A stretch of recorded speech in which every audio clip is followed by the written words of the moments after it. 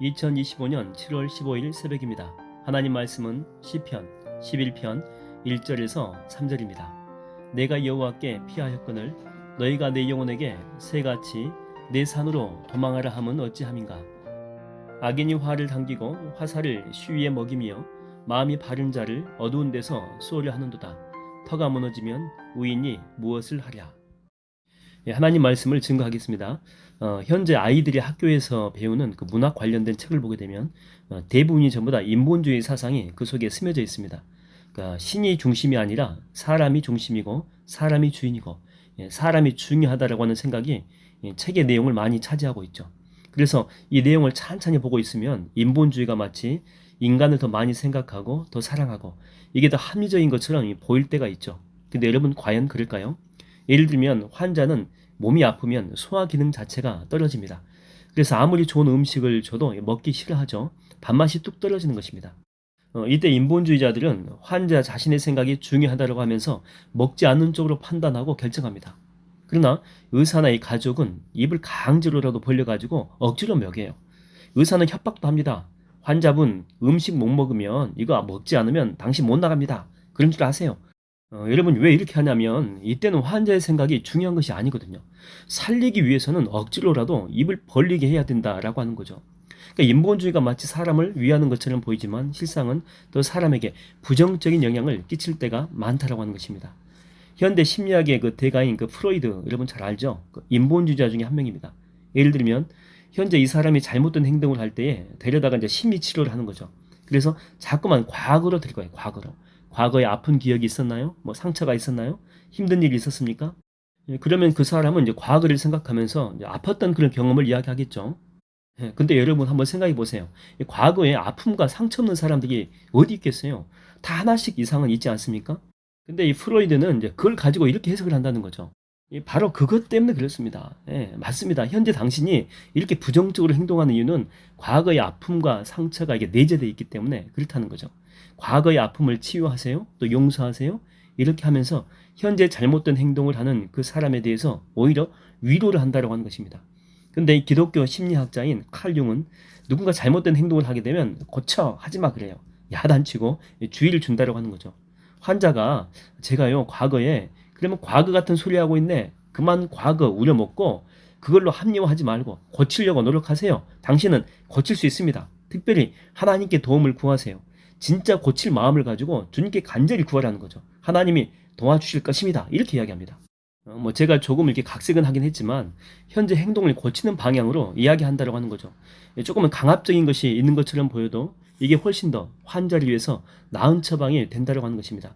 오늘 본문 1절을 보게 되면 본문에서 다윗은 어려운 일이 있을 때 하나님께 피했다 이렇게 나옵니다. 근데 인본주의자들은 친구들은 뭐라고 했다고요? 산으로 도망가라 그렇게 이야기합니다. 하나님은 이런 상황에서 아무런 도움이 안 된다고 하는 거죠. 여기서 말하는 산은 여러분 유대 광야로 가게 되면 산 같은 것들이 이렇게 많이 있어요. 근데 이제 산이 나무가 있는 그런 산이 아니고 이제 민둥산이죠. 거기를 보게 되면 이게 동굴이 참 많습니다. 은신처가 많이 있는 것이죠. 그래서 성경의 쿰란 사본도 사이바다 근처 여기 산같이 생긴 동굴 안에서 발견된 것입니다. 그래서 그 당시에는 수매야 될 상황이 오게 되면 모두 다 산으로 다 도망친 거죠. 어찌 보면 이들의 제안이 합리적이고 다윗에게는 더 좋은 선택인 것 같습니다. 그러나 다윗은 이들의 의견을 따르지 않습니다. 사울을 피해가지고 가장 먼저 피신하는 곳은 어디입니까? 그래요. 높당입니다. 높당. 제사장의 땅이죠. 하나님의 성막이 있고 또 예배가 있고 제사가 있는 곳입니다. 주님께 피한 것입니다. 우리가 이렇게 성경에 보면 아브라함과 이 조카 롯을 잘 알고 있죠. 두 사람이 가축이 이렇게 많아지다 보니까 목자들끼리 서로 다투게 됩니다. 그래서 이게 갈라서게 되는데 이때 조카 롯이 선택한 장소는 소돔과 고모라입니다. 그 당시에 소돔과 고모라는 어떻게 표현하고 있냐면 하나님의 동산 같다 그랬어요. 에덴 동산같이 모든 것이 풍족했다라고 나오죠. 근데 모든 것이 풍족했지만 이곳은 우상이 가득한 도시였습니다. 의인이 채 10명도 되지 않은 영적으로 타락한 도시였던 거죠. 그런데 아브라함이 선택한 곳은 문명이 발달되어 있지 않습니다.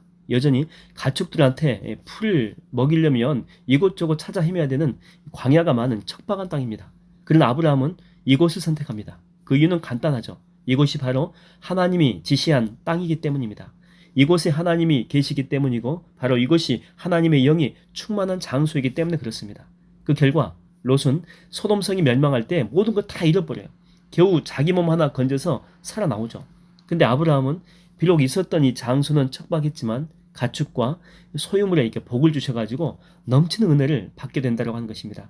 여러분, 우리 예수 믿는 사람들은 세상의 방식대로 사는 사람들이 아닙니다. 그럴 거면 우리가 이곳에 있을 필요가 뭐가 있겠습니까? 그냥 사교 모임이나 어떤 처세술을 가르쳐주는 그런 곳을 가든지 아니면 인맥을 쌓기 위해서 사람들이 많이 이렇게 모이는 곳에 가야 되지 않겠습니까? 근데 우리가 이곳에 있는 이유는 주님을 믿기 때문에 그래요. 주님께 피할 때 가장 안전하고 주님을 신뢰하고 의지할 때 하나님께서 채워주시는 그 공급하심을 믿기 때문에 그렇습니다. 나의 하나님이 영광 가운데 너희 모든 쓸 것을 채우시리라. 하나님의 채우심을 믿는 거죠. 여러분, 이 새벽에 정말 잘 오셨습니다. 이곳은요, 이 기도의 장소는 비록 작고 초라할 수 있어요. 근데 이곳이 바로 천국으로 들어가는 영적인 문이 있는 복된 자리라고 하는 거예요.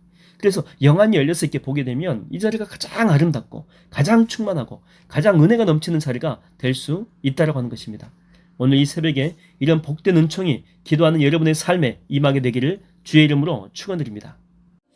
주님, 우리에게 어떠한 힘듦이 있을지라도 언제나 예배 자리에 나오겠습니다. 우리가 이 부르심의 길, 십자가의 길을 결코 포기하지 않겠습니다. 우리 결단의 마음을 주님께 올려드리며 나아갑시다.